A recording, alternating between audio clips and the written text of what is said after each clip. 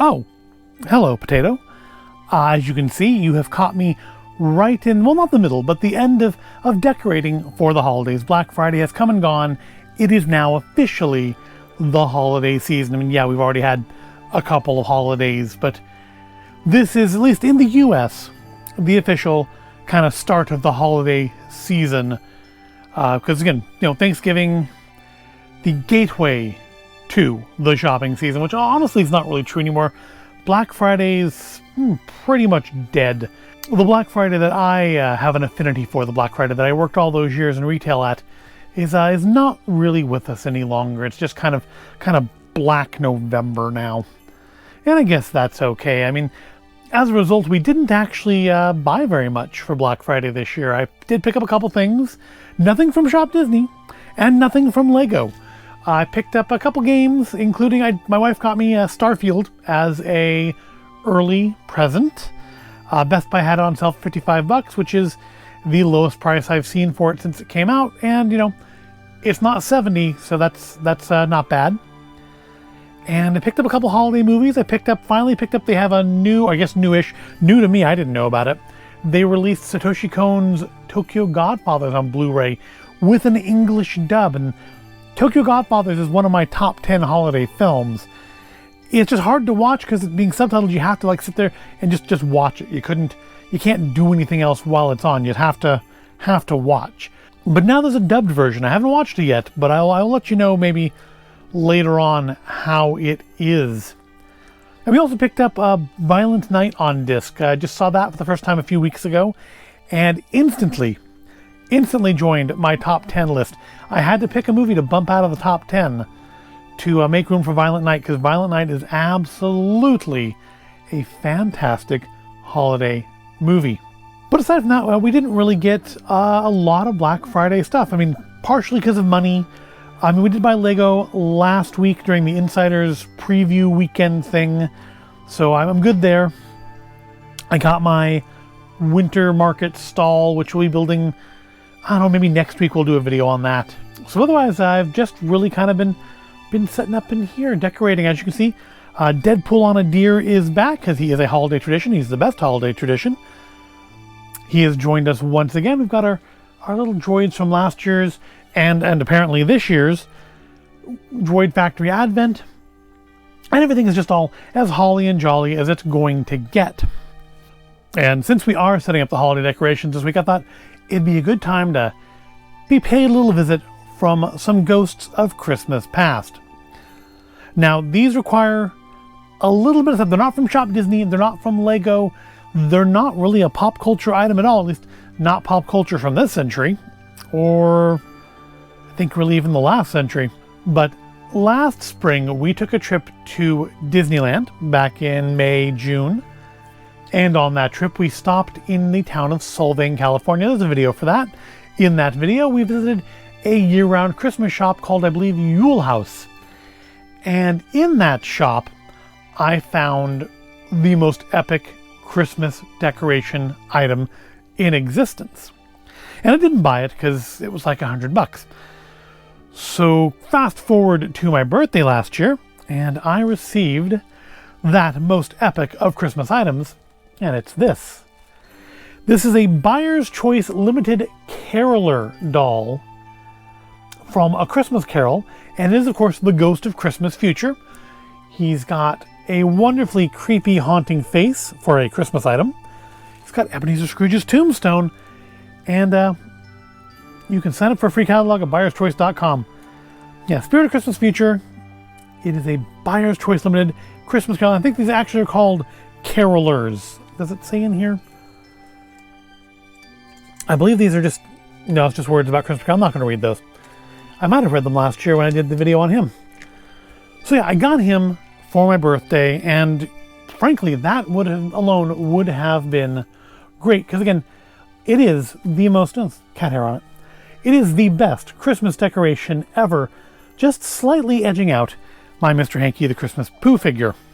And that would have been all well and good, but there was, if you watch that video, there was a whole Christmas Carol series of these caroler dolls.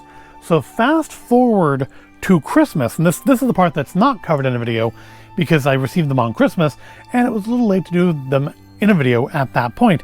But fast forward to Christmas and I got packages containing 6 of these lovely little green caskets. Now what? You may be wondering, or maybe not wondering, since you've been able to put 2 and 2 together from the Christmas Future doll there to determine what's in these Byer's Choice Limited caskets.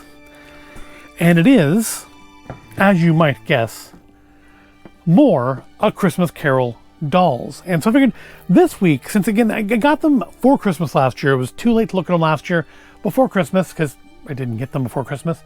So I thought this year we'd look at them. Now, Ghost of Christmas Future here has stayed out all year long, which is why I've dusted them off. But yeah, the cat hair is just, there's cat hair on everything. If you own a cat, you know there's cat hair on everything you ever own, and probably will be for a full decade once the cat is no longer with us. But I thought today we would look at the rest of my Byer's Choice Limited Carolers dolls from A Christmas Carol. And now I haven't looked at them before doing the video. I mean, I looked at them last year when I received them, but I haven't looked at them in the intervening 11 months. And I haven't looked at them before doing this video, so I don't know what's in what box. So it'll be kind of blind boxy, because all we're going to know for sure is they are Christmas Carolers. We actually found one of these dolls, not a Christmas Carol one, but one of these Byer's Choice Caroler dolls while thrifting one time. It's just next to the TV in our living room. Keep a lookout for them when we go in there. When you look in the creepy doll aisle, look for these creepy faces. And they all have this kind of mouth, this kind of ooh face mouth. Just on him, it looks especially awesome because, you know, he's the Ghost of Christmas Future. I guess the Spirit of Christmas Future, since he says Spirit Future on his little price tag, or not price tag, on his little item tag on the bottom. There's no price tag. I don't think there's price tags on any of these. Let's see who else we have in box number 1.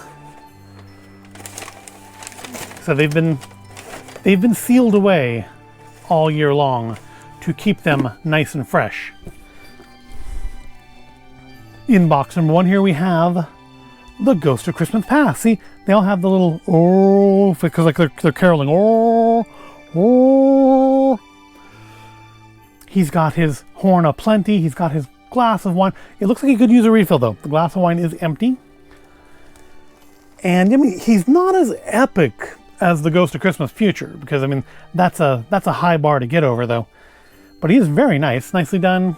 Need to brush his hair a little bit, but nice beard. It doesn't feel like super cheap fake hair. He's got his little hat wreath, and he's a little plumper, a little more stuffed around the tum there than the Ghost of Christmas Future. We'll put you over here as we continue on with our collection here. Now you may obviously put together that there's not 6 ghosts or 7 ghosts in A Christmas Carol. So what are all of these? Some of them are not going to be ghosts, but this next one is, and it's actually, this is kind of like my second favorite, I think, in that video, and that is Marley's Ghost. I feel like these were kind of neck and neck in the original video as far as which one I liked better. Unless they didn't have Marley's Ghost. I honestly don't remember, but I do know looking at him, Spirit of Christmas Future is the best, but I feel like this is definitely a close second. If we can get his chains to sit properly. It seems like they've gotten a little twisted up in storage. There we go. Over there. Is that... There's a snarl of chain here. And I think that's about right. There we go. Yep, the Ghost of Marley.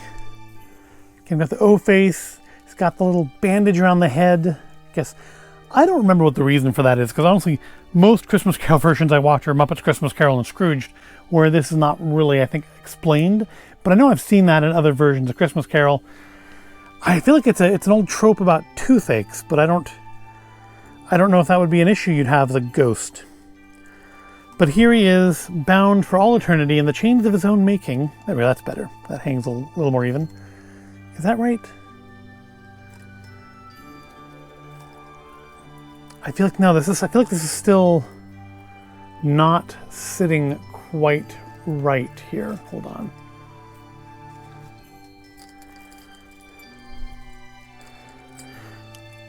Oh, I don't think that's right at all. If it is, I don't like it that way. I'm going to put these back up around his shoulders, I think. I feel like I've not done myself a favor there.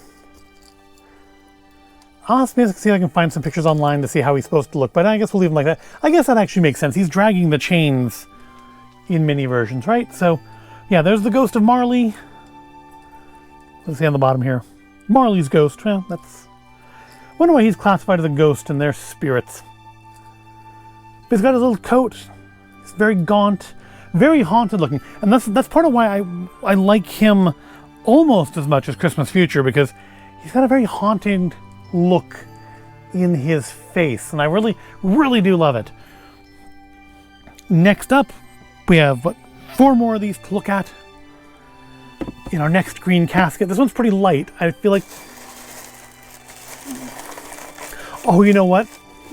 This is the box for him. There's not 7, there's 6. I almost forgot that, yeah, his box was in the same storage with the rest of them, even though he's not kept in the storage box. Yeah, he had his own casket. So there's actually 3 more to look at. This is half.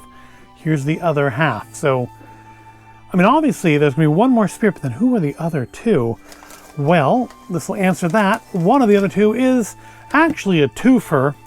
It's Bob Cratchit and Tiny Tim. Now, of course, you need to have Bob and Tiny because, I mean, just for the sake of completion, it's not a Christmas Carol without Bob and Tiny Tim. And Tiny Tim's actually a little different because he looks kind of happy in this, even though I think this is pre Scrooge's redemption. I guess maybe it's the end of the story. Maybe it's because, I mean, it's not like his leg is healed just because Scrooge brings him a turkey, right? Or is it a goose? He just looks happy there. Now this one feels like a little, I think because the extra weight of Tiny Tim makes it a little toppy. This one's a little wobbly and feels like it leans forward a little bit. It's kind of got that certain like tilting forward thing that some people do to, I guess, try to disguise their gut. And he does have a bit of a gut. For being such a poor fella, he does have a bit of a gut. But it's nice detail on the face, nice hair. Get out of his face a little bit there, maybe. Eyebrows are just painted on. They're not... I mean, they're 3-dimensional. They're sculpted in there, but they're not actual real fur. He's got his scarf. Tim's got his crutch. It's very nice, collectible. Next up... There shouldn't be any more empty ones. Next up is... a bit more of a wee one. We have the Ghost of Christmas. Present, right? This is present, right? No, this is past. He's present. She's past. Oh, I've told you I don't remember my Christmas Carol super well. But she is the weeest of them all, if you don't count Tiny Tim, and I don't, because he's attached to Bob Cratchit. Yeah, Christmas past. Oh, sorry. He's present. She is past. And that was very, very much like a little princess. I feel like if you didn't have a Christmas Carol tag on her, you would be excused for not knowing who she's supposed to be. Never mind my own gaffe of not knowing which one of them she's supposed to be, just because she looks a little princessy. But it's still very nicely done. Got the hair. Again, it's very soft hair. Doesn't feel like plasticky and fake, like a lot of like doll hair. Doesn't feel like Barbie hair. She does have a little sprig of holly there, so I mean, you could infer that she is to do with the holidays somehow. But I feel like on her own, you would not necessarily realize that she is part of a Christmas Carol in the same way I think everybody else here. I mean, maybe not Marley, but I feel Marley is... I feel she's the only one that's not super obviously a Christmas Carol. But that does leave us one last Christmas Carol character, or at least one last really important Christmas Carol character Christmas Carol character I can speak missing here, and that should be who's in this casket right here. And that is, of course, none other than Ebenezer Scrooge himself. Now again, I mean, he's not super Christmassy, but I feel he exudes a Scrooge look. He's got his candle, which is... The candlestick's actually metal. I did not realize that.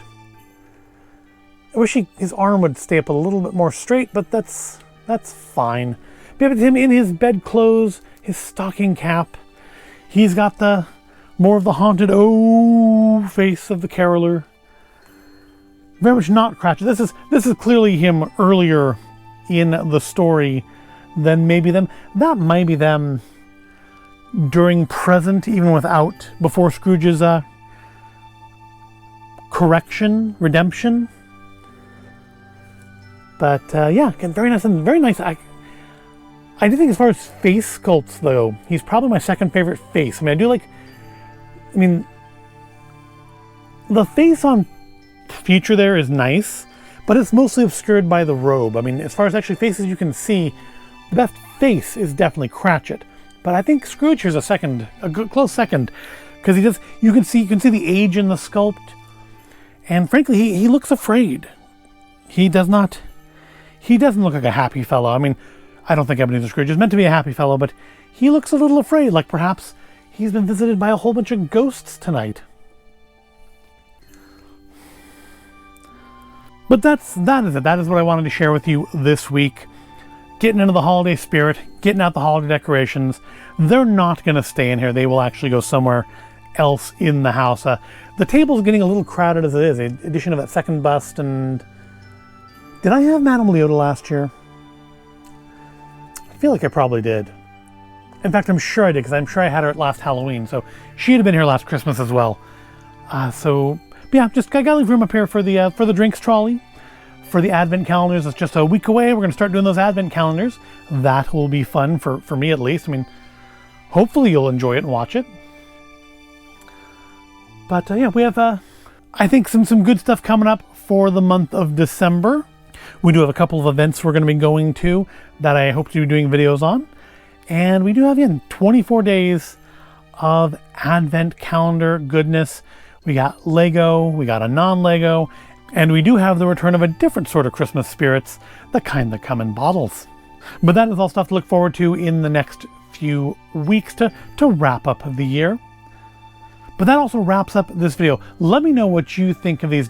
Are you familiar with the Byer's Choice Carolers dolls? Do you have any? What do you think of them?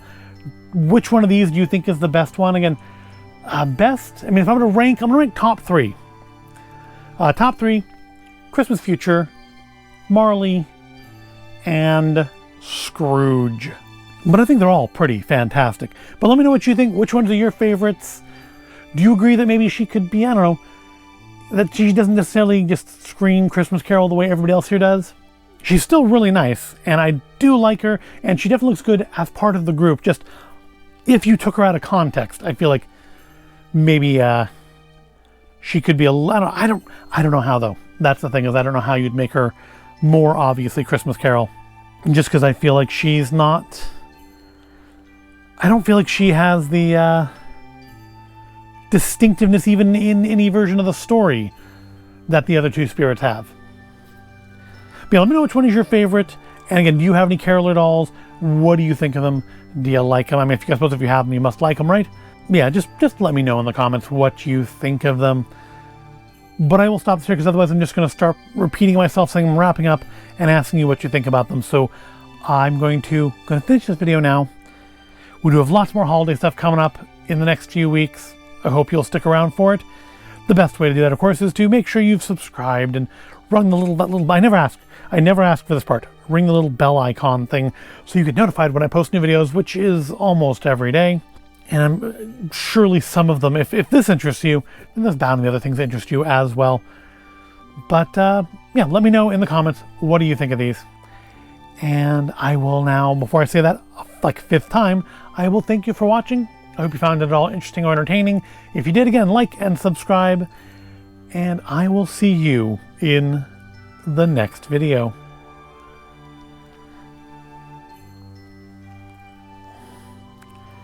Don't make the ghost of Christmas future come after you. Like and subscribe.